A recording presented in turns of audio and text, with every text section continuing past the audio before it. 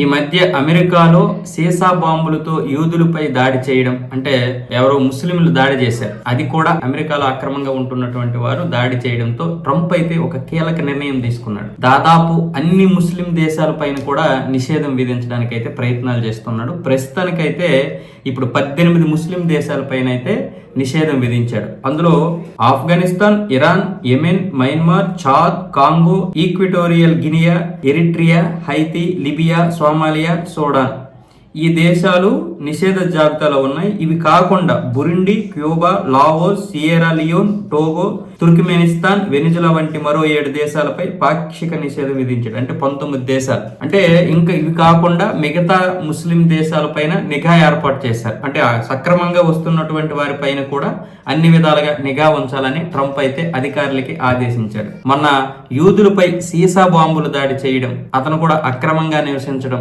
అంతకు ముందు కూడా ఇజ్రాయెల్ దౌత్యవేత్తలపై దాడి చేయడం, అంటే ఇవన్నీ కూడా అమెరికాని కలవరపెడుతున్నాయి. ఇలాంటి సమయంలో ఎందుకంటే ఇప్పటికే ప్రపంచం మొత్తం కూడా ఉగ్రదాడులు ఎక్కువైపోతున్నాయి. ఈ అమెరికా చేసినటువంటి కొన్ని తప్పిదాల వల్ల కావాలని చేసిందో తెలియదు కానీ ఆసియాలో చాలా వరకు ఉగ్రదేశాన్ని పెంచి పోషించింది అమెరికానే. అంటే కావాలనే చేస్తుంది అవన్నీ.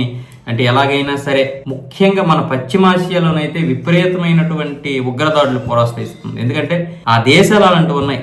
పాకిస్తాన్ పూర్తిగా ఉగ్రవాదాన్ని పెంచి పోషించడానికి ఒక ప్రపంచంలోనే సరైనటి అనుకూలమైనటువంటి దేశం ఉగ్రవాదాన్ని పెంచి పోషించాలంటే. కానీ దాన్ని ఏదో ఒక రోజు సిరియా లాగే పరిస్థితి వస్తుంది. కాకపోతే పాకిస్తాన్ లో ఒక 10% మాత్రం భారతదేశంలో ఏ విధంగా అయితే ప్రశాంతంగా బ్రతుకుతున్నారో అదే విధంగా బ్రతకాలి అని ఒక 10% మంది కోరుకుంటున్నారు. మనకెందుకు ఈ ఉగ్రవాదం అని. ఇప్పుడు కూడా కొంతమంది నాయకులు ఉగ్రవాదాన్ని విడిచిపెట్టకపోతే మంది కూడా ఏదో ఒక రోజు సిరియా లాంటి పరిస్థితి, సూడాన్ లాంటి పరిస్థితి వస్తుంది అనేది వాళ్ళ యొక్క భావన. కాకపోతే మెజారిటీ వర్గం, పైగా సైనిక వర్గం వీళ్ళందరూ కూడా ఉగ్రవాదాన్ని పెంచి పోషిస్తూ ఫండింగ్ తీసుకుంటారు. వీళ్ళకి ఫండింగ్ ఎలాగైనా సరే భారతదేశంపై ఏదో ఒక విధంగా ఉగ్రవాదం చేస్తూ టైం పాస్ చేస్తారు. ఇప్పుడు అది టైం పాస్ కూడా అయిపోయింది. జనాల్ని చంపడము అనేది ఒక టైం పాస్ అయిపోయింది ఈ ఉగ్రవాదులకి. అలాంటి పరిస్థితి యూరప్ కూడా ఇప్పుడు ఇంచుమించు ముస్లిమ్స్ ఎక్కువైపోయి అక్కడ కూడా ఇదైపోయిందిగా.